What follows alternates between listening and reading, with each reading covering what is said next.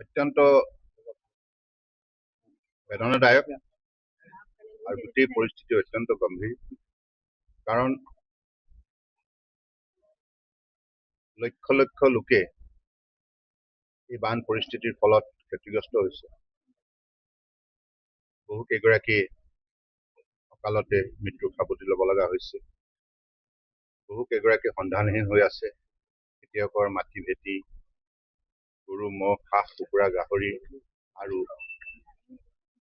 মীন পালনৰ পৰা আৰম্ভ কৰি এগ্ৰ ইকনমিটো বহুত ক্ষতিগ্ৰস্ত হৈছে। গতিকে এই পৰিস্থিতিত আমি সকলোৱে মানৱ ধৰ্ম পালন কৰিব লাগিব। মানৱীয় দৃষ্টিভংগীৰে এই বেদনাগ্ৰস্ত ক্ষতিগ্ৰস্ত ৰাইজক আমি আন্তৰিকতাৰে সহযোগিতা আগবঢ়াব লাগিব। আৰু অসম চৰকাৰেও নিষ্ঠাৰে আৰম্ভণিৰ পৰাই উদ্ধাৰ আৰু সাহায্য অভিযানত আত্মনিয়োগ কৰি আহিছে।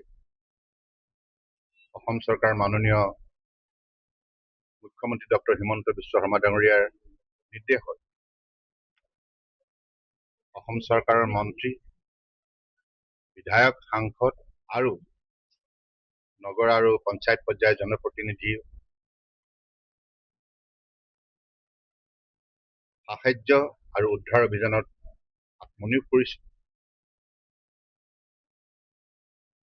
কেন্দ্ৰীয় চৰকাৰৰ সৈতেও অসম চৰকাৰৰ মাননীয় মুখ্যমন্ত্ৰী ডাঙৰীয়াই সঘনাই যোগাযোগ ৰাখিছে আৰু কেন্দ্ৰীয় চৰকাৰৰ তৰফৰ পৰাও সকলো ধৰণৰ সহযোগিতা আগবঢ়োৱাৰ বাবে ইতিমধ্যে কেন্দ্ৰীয় চৰকাৰৰ এজেঞ্চি NDRFেও এই উদ্ধাৰ অভিযানত আৰম্ভণিৰ পৰাই অসম চৰকাৰে SDRFৰ সৈতে মিলি আত্মনিয়োগ কৰি আহিছে।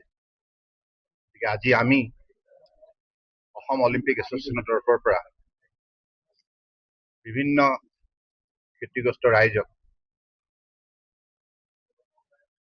বিভিন্ন সামগ্ৰী প্ৰদান কৰি সাহায্য আগবঢ়াবৰ বাবে কিছু উদ্যোগ লোৱা হৈছে। আৰু অসম অলিম্পিক এছ'চিয়েশ্যনৰ প্ৰত্যেকগৰাকী বিষয়ববীয়া সদস্যই তেখেতসকলে যি দান বৰঙণি দিছে তাৰ ওপৰত ভিত্তি কৰি আজি 13বিধ সামগ্ৰী ক্ষতিগ্ৰস্ত বিশেষকৈ শিৱসাগৰ, নাজিৰা আৰু চৰাইদেউ এই জিলাসমূহলৈ এই সামগ্ৰীবিলাক পঠিওৱা হ'ব আৰু বিতৰণ কৰা হ'ব। গতিকে আজি প্ৰথম পৰ্যায় আৰম্ভ হৈছে। ইয়াৰ পৰৱৰ্তী সময়ত আৰু কেইবাটাও পৰ্যায়ত বান সাহায্য সামগ্ৰী আমাৰ তৰফৰ পৰা বিতৰণ কৰা হ'ব। গতিকে আমি আশা ৰাখিছোঁ ৰাইজৰ সহযোগিতা এই ক্ষেত্ৰত নিশ্চিতভাৱে থাকিব আৰু আমাৰ এই সময়ত সকলোৱে মিলিত প্ৰচেষ্টাৰে, ৰুলিং হওক অপজিশ্যন হওক, মিলিত প্ৰচেষ্টাৰে এই সময়ত অসমৰ যিমান বানপানীত ক্ষতিগ্ৰস্ত ৰাইজ আছে তেখেতসকলক সহায় কৰিব লাগে। আৰু যিকেইগৰাকী ব্যক্তিয়ে অকালতে মৃত্যুৰ সাৱটি ল'ব লগা হ'ল তেখেতসকলৰ বিদেহী আত্মাৰ সদ্গতিৰ বাবে ঈশ্বৰৰ ওচৰত মই আন্তৰিকতাৰে প্ৰাৰ্থনা জনাইছোঁ, শ্ৰদ্ধা সহকাৰে প্ৰাৰ্থনা জনাইছোঁ আৰু শোক সন্তপ্ত পৰিয়ালবৰ্গলৈ গভীৰ সমবেদনা জ্ঞাপন কৰিছোঁ।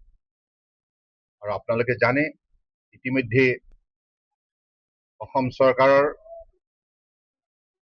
সৈতে ভাৰত চৰকাৰেও কেন্দ্ৰীয় চৰকাৰৰ কথা বতৰা পাতি প্ৰধানমন্ত্ৰী পৰ্যায়ত, গৃহমন্ত্ৰী পৰ্যায়ত, বিশেষকৈ মাননীয় প্ৰধানমন্ত্ৰী নৰেন্দ্ৰ মোদী ডাঙৰীয়া আৰু গৃহমন্ত্ৰী অমিত শ্বাহ ডাঙৰীয়া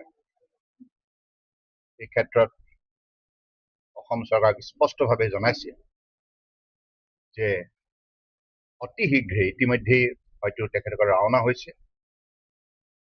অসমত জনসাধাৰণৰ যি ক্ষয় ক্ষতি হৈছে ইয়াক বুজ ল'বৰ বাবে তেখেতসকলে সৰজমিন ইয়াত আহি পৰ্যবেক্ষণ কৰিব, ৰাজ্য চৰকাৰৰ সৈতে আলাপ আলোচনাত মিলিত হ'ব আৰু যিখিনি ৰাজ্য চৰকাৰক প্ৰয়োজন হয় ইয়াৰ আন্তঃগাঁথনিৰ পৰা আৰম্ভ কৰি খেতিয়ক ৰাইজক সহযোগিতা কৰা বা মৃতকৰ পৰিয়ালক সহযোগিতা কৰা সকলো ক্ষেত্ৰতে কেন্দ্ৰীয় চৰকাৰৰ তৰফৰ পৰা ৰাজ্য চৰকাৰৰ প্ৰতি সম্পূৰ্ণৰূপে সহযোগিতা থাকিব।